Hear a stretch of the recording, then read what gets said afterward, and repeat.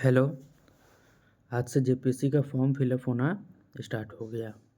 सुबह से जेपीएससी जो कैलेंडर रिलीज किया था, कैलेंडर के अकॉर्डिंग ही चल रहा है अभी तक। जिस दिन नोटिफिकेशन आया उसके एक दिन पहले भी बताए थे कि एग्ज़ाम 8 मार्च को ही होगा।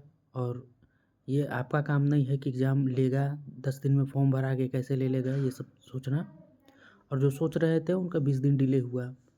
कोई कंप्लेन नहीं कर सकता है कि 28 दिन में एग्ज़ाम ले लिया, 30 दिन में एग्ज़ाम ले लिया।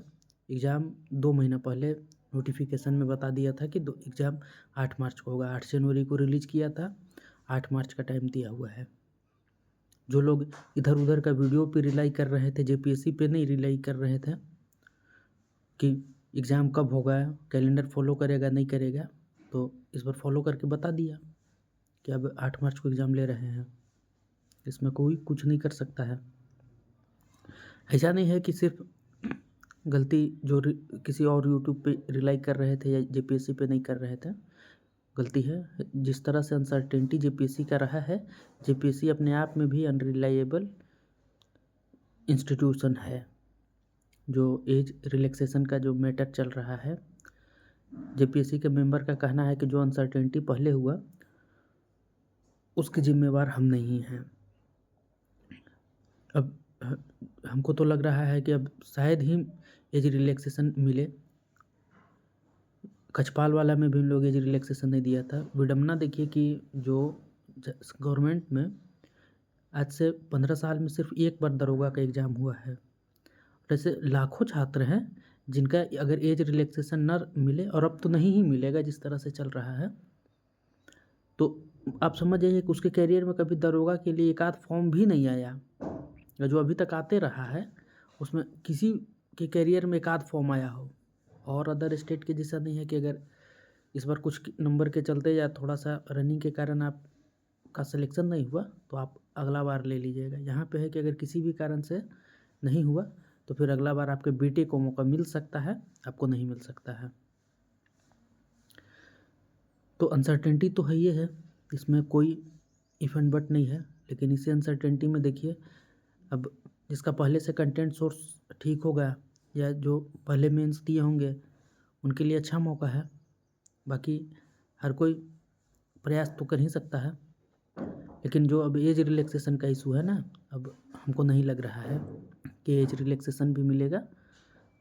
पहले लग रहा था, लेकिन जो जिस तरह से इन लोग का रवैया है, इन लोग एज रिलैक्सेशन अब नहीं देने जा रहा है।